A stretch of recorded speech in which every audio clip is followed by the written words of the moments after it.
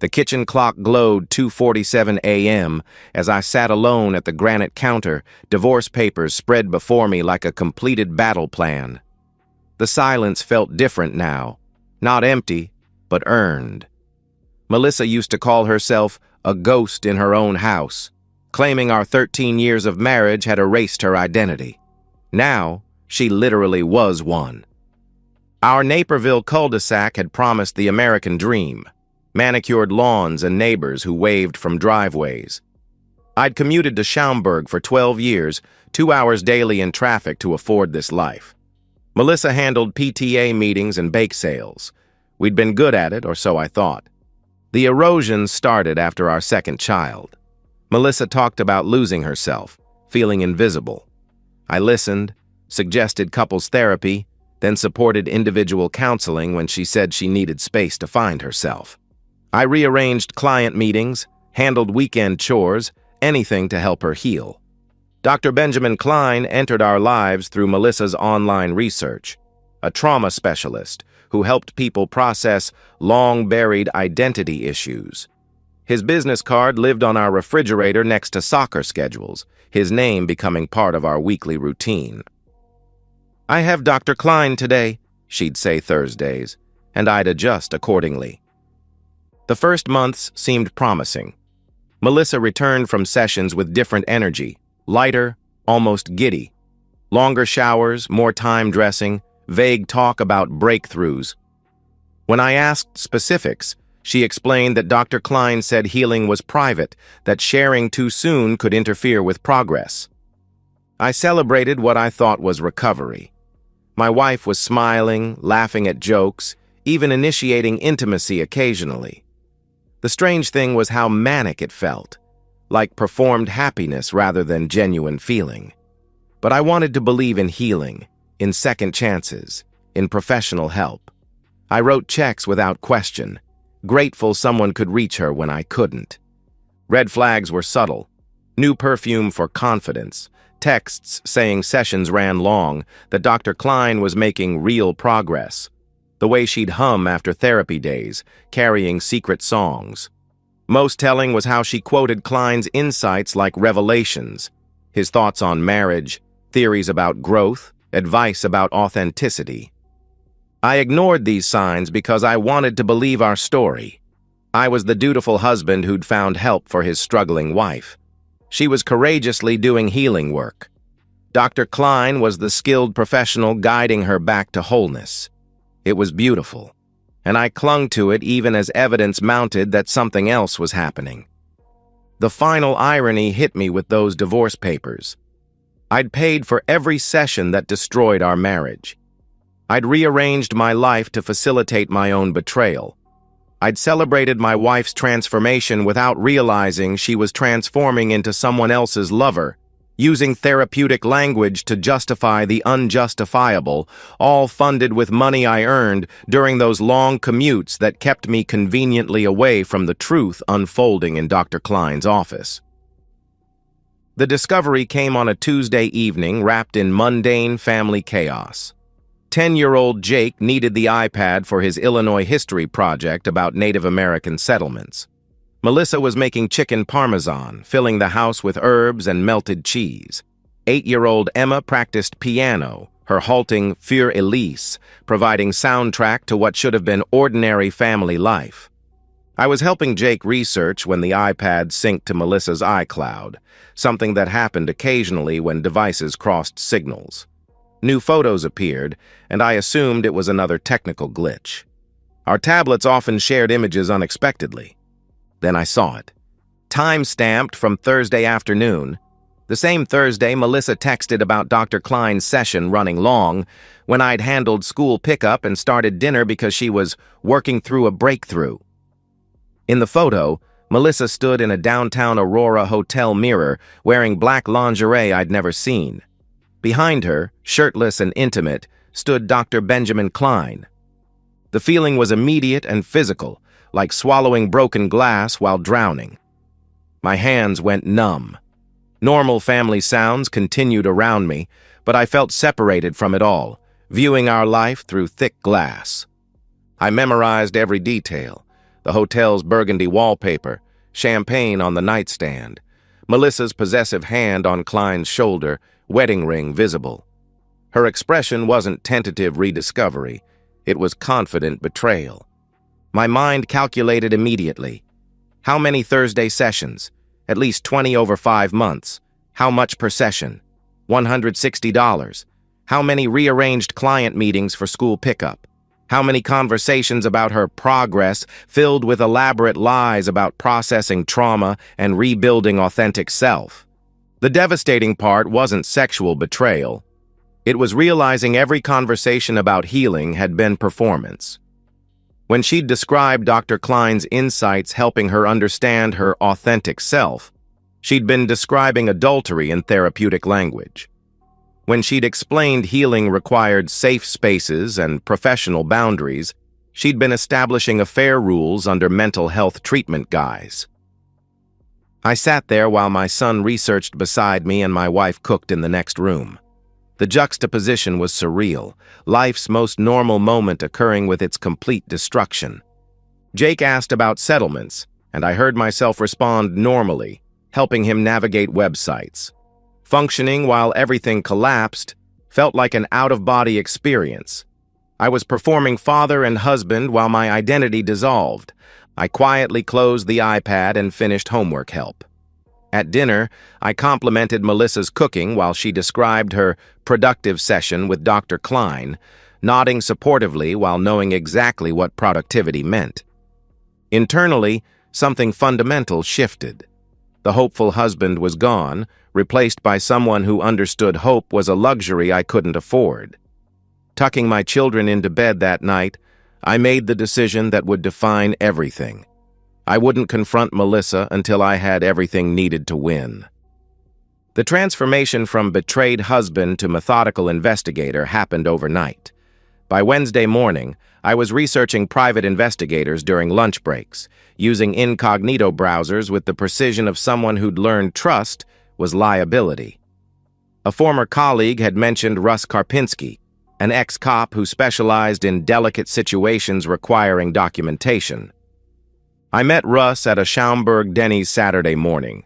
He was exactly Central Casting would order, gruff, weathered, possessed of cynicism from seeing humanity's worst professionally.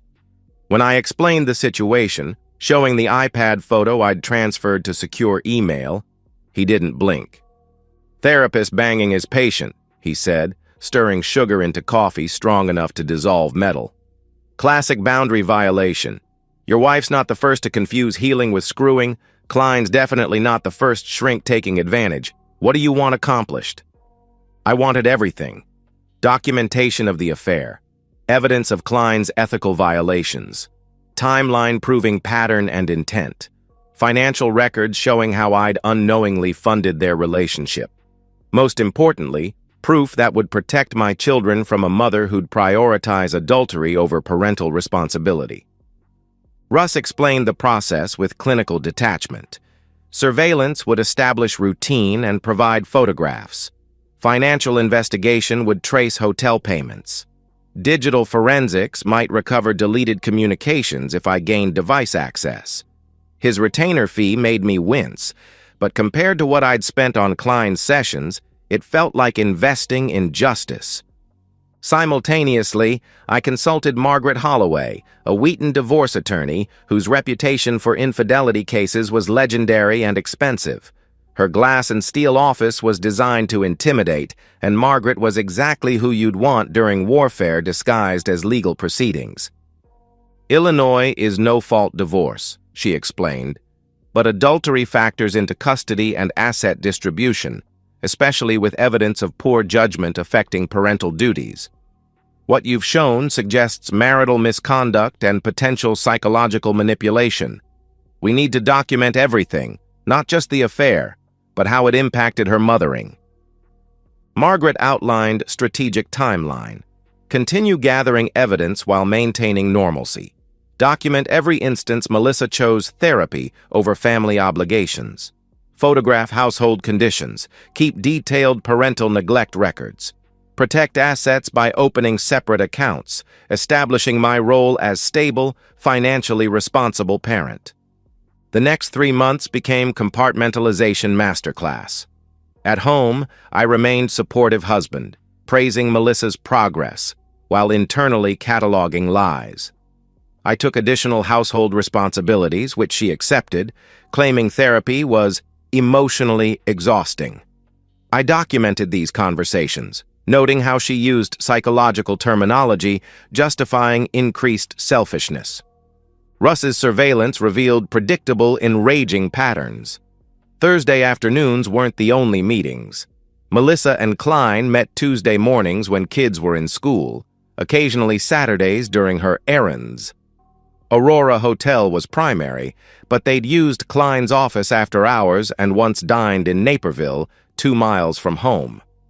Evidence photographs were professionally thorough, entering and leaving hotels, Klein's hand on her back through parking lots, Melissa checking mirrors before meetings. Most damaging were images from days she'd claimed sickness, canceling family plans for affair schedules. Surveillance captured audio through Klein's habit of leaving car windows open during calls. Russ recorded conversations where they discussed their relationship with shocking casualness. They joked about my naivety, Klein calling me perfect old husband, Melissa laughing about how I thanked her for therapy work.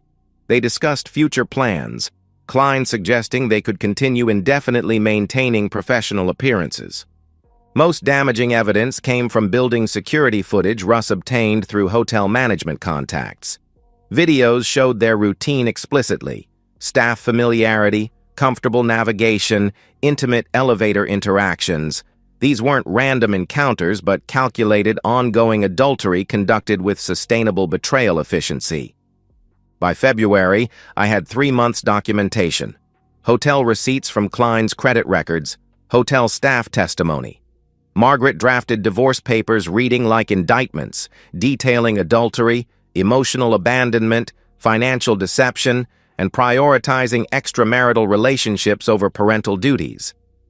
The difficult part wasn't gathering evidence, it was maintaining normalcy while fury consumed me. Every morning, watching Melissa dress for fake sessions, knowing she chose clothing Klein would remove in hotels I indirectly funded. Every evening, listening to elaborate insights about marriage and authenticity, understanding she was describing betrayal in therapeutic language. But patience was power. Reviewing final surveillance reports in March, I realized Melissa and Klein had grown so comfortable they'd become careless. 3 months of meticulous documentation was about to destroy their affair and futures. The question remaining was execution timing. Friday morning, March 15th, arrived with crisp spring air that usually made me optimistic about beginnings. The irony wasn't lost as I prepared to end my marriage on a day feeling like renewal. I'd chosen timing carefully, both kids in school, giving Melissa hours to process without traumatizing Jake and Emma. The process server arrived exactly at 7:30 a.m. as Melissa packed lunch boxes and reminded kids about after-school activities. I watched from the living room as she opened the door, expecting package delivery and receiving legal papers that would shatter her double life. Her face went through rapid expressions: confusion, recognition, then primal panic. "Daniel?" she called, voice breaking. "What is this?" I walked into the kitchen where she stood frozen, divorce papers scattered across the counter next to Emma's cereal bowl. Kids were upstairs getting backpacks, normal morning chatter filtering down, blissfully unaware their family was disintegrating. "It's exactly what it looks like," I said, voice steady in surprising ways. "I know about Dr. Klein. The Aurora Hotel. Every Thursday afternoon, Tuesday morning, and Saturday you've spent with him instead of your family." Melissa's denial was immediate, desperate. "I don't know what you're talking about. Dr. Klein is my therapist. Whatever you think you know, you're wrong." I reached into my prepared briefcase and spread photographs across granite. Melissa and Klein entering hotels, in restaurant windows, her lingerie mirror selfie, hotel receipts with therapy appointment timestamps, security footage, stills showing elevator intimacy. Evidence was overwhelming, undeniable. Melissa stared at photographs like stranger images, shaking her head. How long have you known? October 8th, 5 months, 2 weeks, 3 days. My precision seemed to shatter something inside her. She sank into a kitchen chair, surrounded by betrayal evidence and Friday morning normalcy, lunch boxes, brewing coffee, refrigerator covered with children's artwork and Klein's business card. Meanwhile, across town, Dr. Klein discovered his professional life was ending. Margaret had coordinated with the Illinois Department of Financial and Professional Regulation, so state board investigators would arrive simultaneously with my divorce filing. Klein's trauma specialization wouldn't help him process losing license, reputation, and livelihood in one morning. Investigators had more than photographs. They had recordings of Klein and Melissa discussing their relationship, evidence of him using professional position to initiate inappropriate sexual relationships, testimony from other patients revealing Klein's boundary violation patterns. My wife wasn't his first affair, just the one stupid enough to be documented. Melissa's damage control attempts were painful. She tried tears, explaining she'd been confused and vulnerable when Klein took advantage.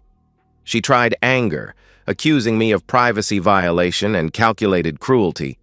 She tried bargaining, begging for counseling consideration, remembering good years, what we'd built together.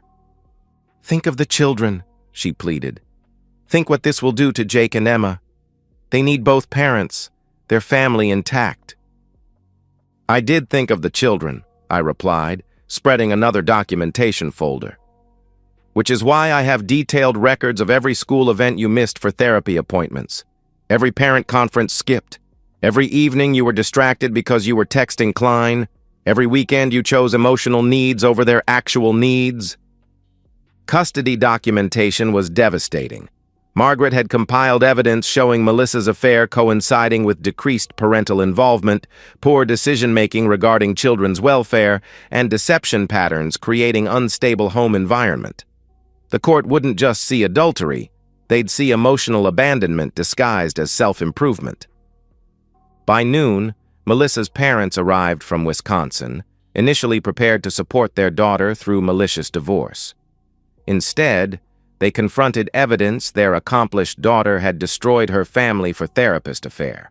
Disappointment in their faces added another consequence layer. Even strongest advocates questioned her judgment. The day ended with Melissa packing while her parents watched children who sensed momentous change but couldn't comprehend the scope.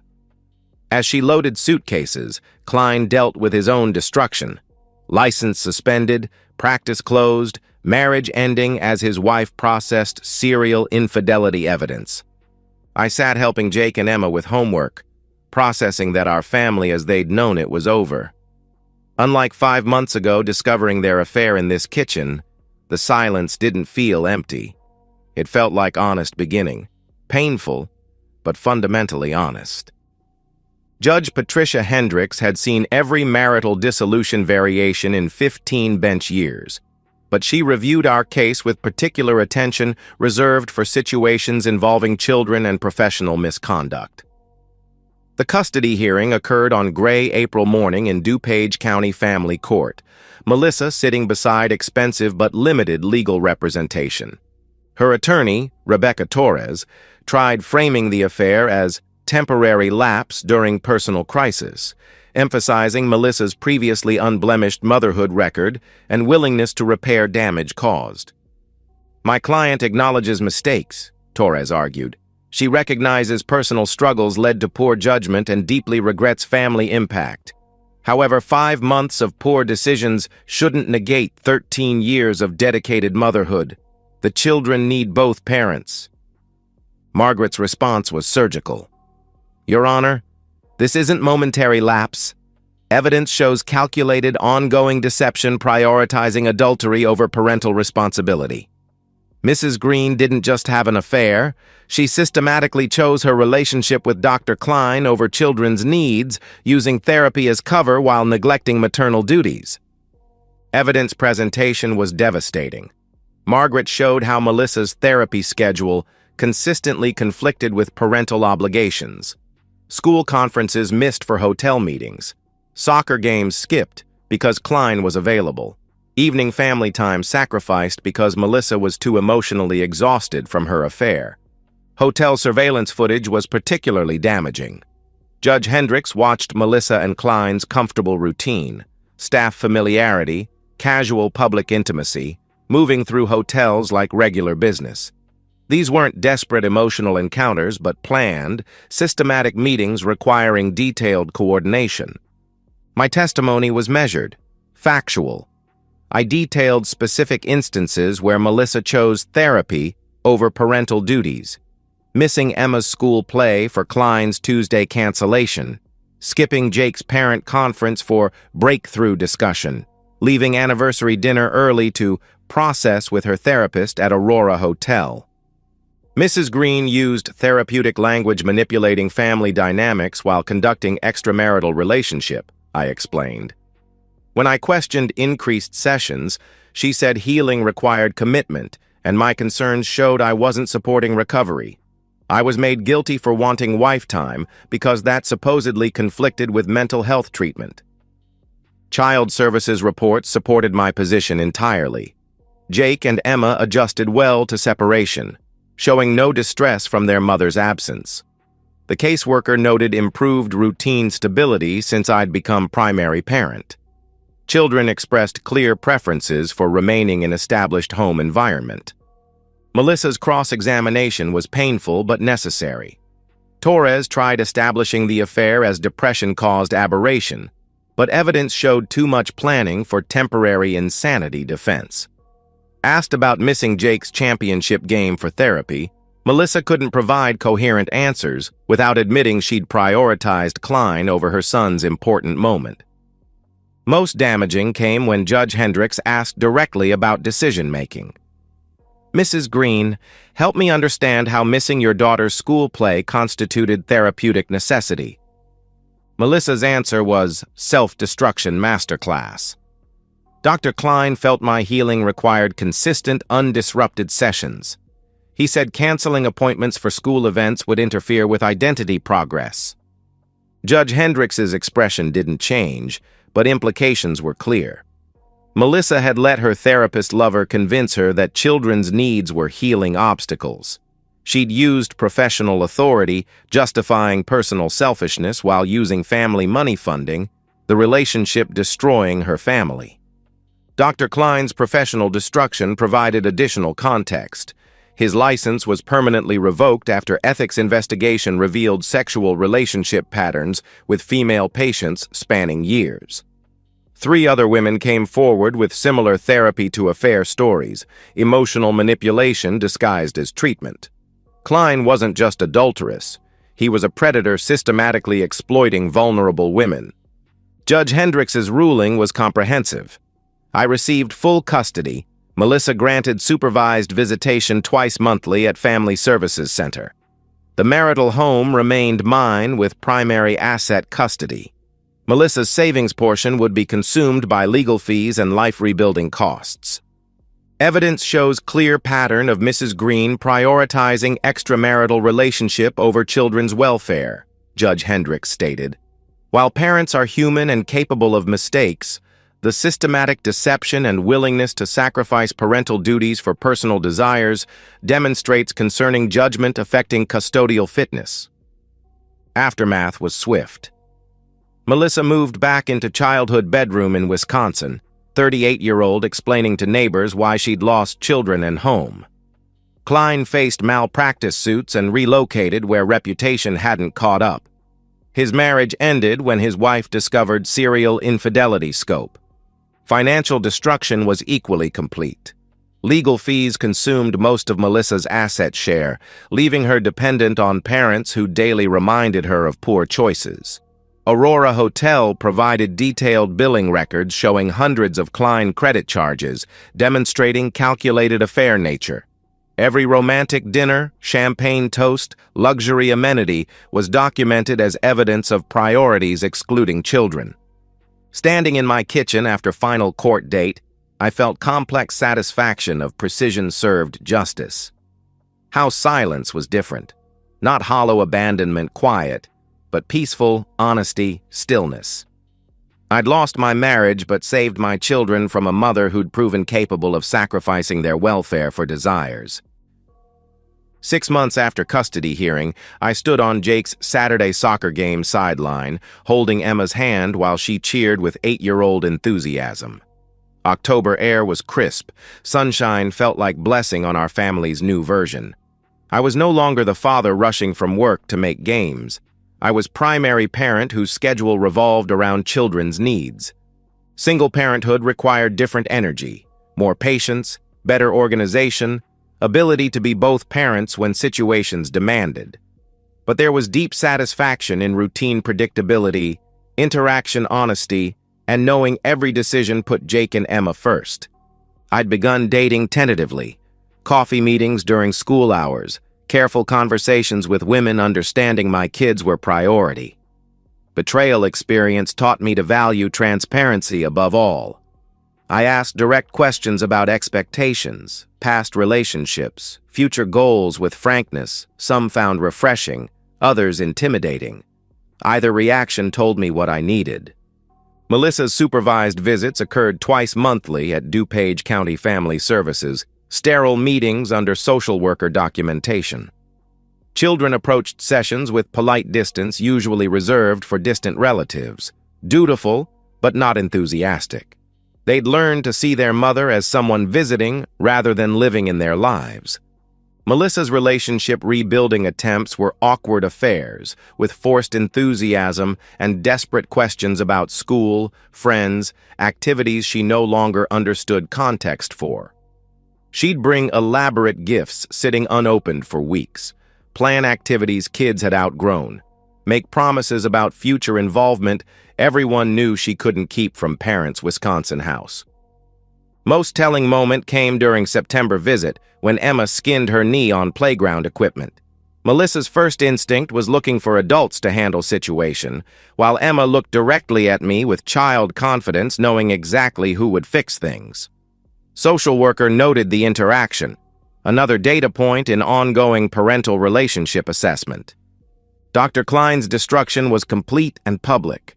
Local newspapers covered license revocation extensively, former patients sharing manipulation and abuse stories, painting systematic predatory behavior picture. He'd lost practice, marriage, reputation so thoroughly that even moving states hadn't provided hoped-for fresh starts. Financial recovery took longer but was essentially complete. The house felt like ours in ways it never had when Melissa's emotional absence haunted every room.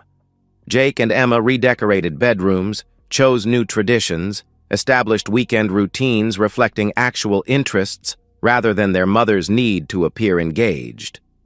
Most evenings ended the same. Homework at kitchen table where I'd discovered Melissa's betrayal, dinner conversations about school and friends, bedtime routines in rooms holding only honest memories.